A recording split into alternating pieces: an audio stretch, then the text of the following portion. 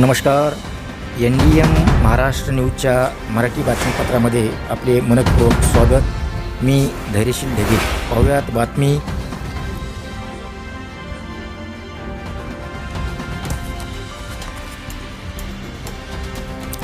दिल्लीतील जंतर मंतर येथे सुरू असलेल्या आंदोलनाला शिवसेना पक्षप्रमुख उद्धव ठाकरे यांनी भेट देत केंद्र सरकारवर निशाणा साधला.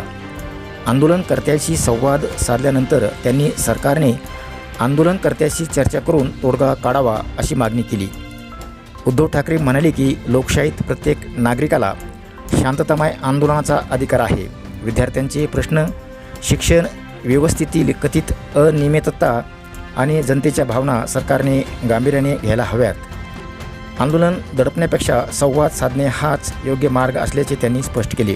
यावेळी शिवसेना पक्षप्रमुख उद्धव ठाकरे यांनी या आंदोलनाचे नेतृत्व करत असलेले महाराष्ट्राचे युवा नेते अभिजित दिपके यांचे तोंड भरून कौतुक केले आणि आंदोलनाला आमचा शेवटपर्यंत पाठिंबा राहील असेही जाहीर केले. दिल्लीतील या भेटीनंतर राजकीय वातावरण अधिक तापण्याची चिन्ह दिसत असून या आंदोलनाकडे संपूर्ण देशाचे लक्ष लागले आहे. NDM Maharashtra news, Delhi. मेरे पास शब्द नहीं है और मैं भाषण देने के लिए नहीं आया हूँ. युवा शक्ति को नमन करने के लिए यहाँ आया हूँ. राजनीति में तो संघर्ष रोजचा होता है, लेकिन कभी कभी ऐसे लगने लगता है कि हम किसके लिए लड़े. लेकिन आज मेरा हौसला बुलंद हो गया क्योंकि चिंगारी अभिषेक को एक चिंगारी पेट्रोल है.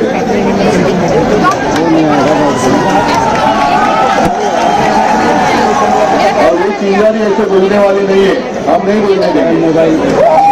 पहले तो मुझे ऐसा लगता था कि यहाँ मुझे आने की कोई आवश्यकता नहीं लगेगी. सरकार हमें लग रहा था. मोबाइल ले रखा है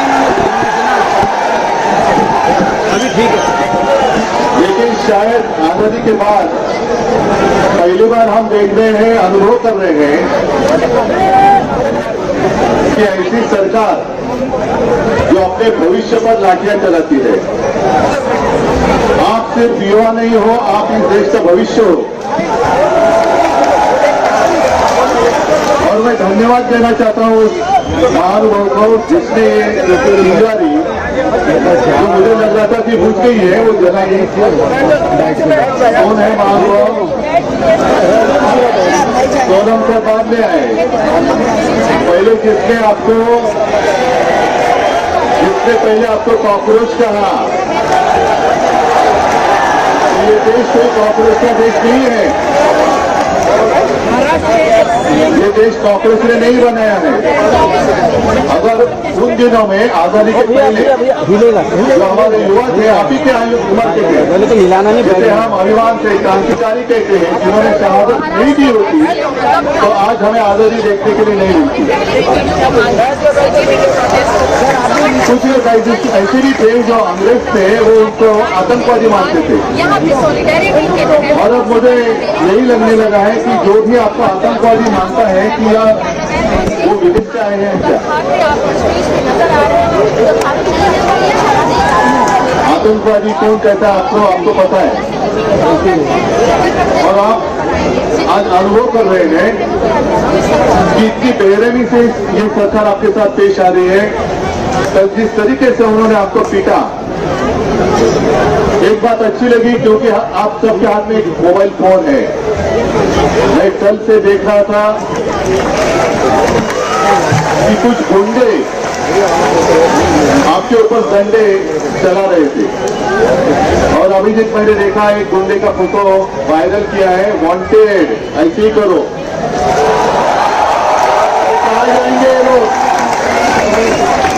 आज शायद कुर्सी पे बैठे हैं, लेकिन कुर्सी में कल आपने से कोई बैठने वाले, आपने से बहुत सारे लोग बैठने वाले. सब देखेंगे. इनको शायद ये पता नहीं है कि आने वाला कल जाता है, लेकिन आने वाला कल मेरे सामने खड़ा है. सब हम देख लेंगे। और मैं सबको धन्यवाद देता हूँ, अभिजीत तुला खास करून धन्यवाद देतो की तू पुढाकार घेतला। ये कोई आसान बात नहीं थी।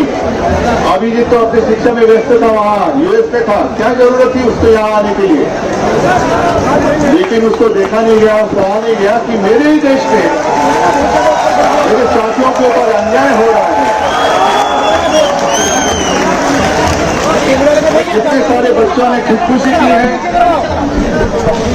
मुझे लगता है यहाँ उसकी फोटो लगाई है। वो एक गाना है ना, वो हमेशा याद रखो, जरा याद करो कुर्बानी।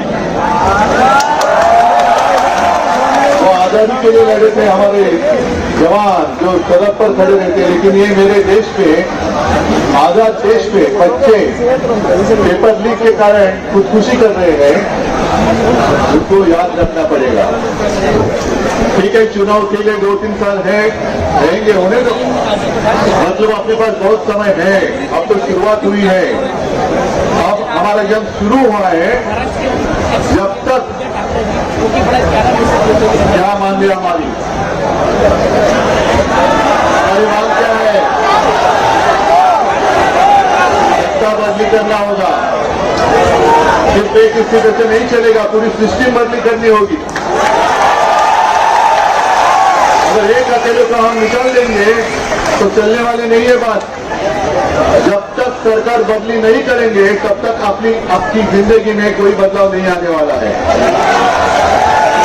और मैं तो अभिजीत को पहले दिन से कह के आ रहा हूं कि दिल्ली में आप लोग हैं, डटे रहो।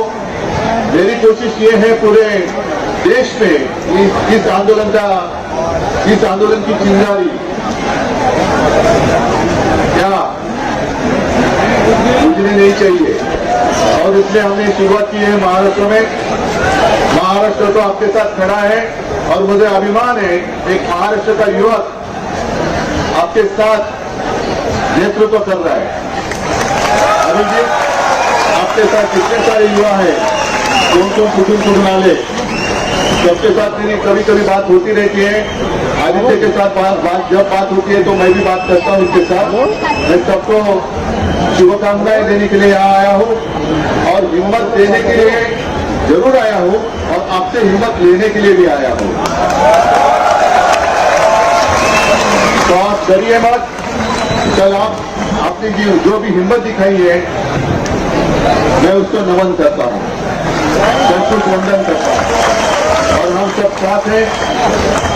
और शायद बहुत सालों के बाद जो हमारा देश का बंटवारा करना चाहते थे बीच में मजहब की दीवार खड़ी कर आज वो सारी दीवारें टूट गई है और राष्ट्र की ताकत और राष्ट्र की भावनाएं एक है। वन नेशन वन इमोशन, सबकी भावना एक है और उस भावना के साथ हम आपके साथ हैं, रहेंगे और अंत तक लड़ेंगे। सबको धन्यवाद। जय हिंद, जय भारत।